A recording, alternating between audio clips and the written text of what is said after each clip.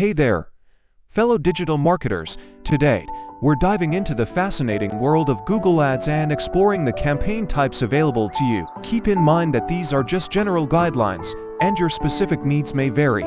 Let's get started.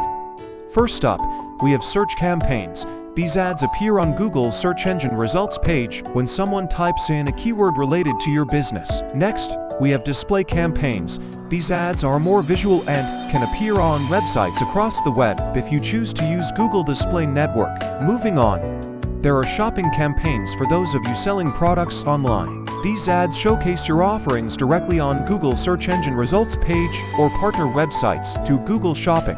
Then we have video campaigns for all you YouTube enthusiasts out there. Create engaging video content and place it in relevant spots within YouTube or on other websites through Google Display Network if you choose to use it.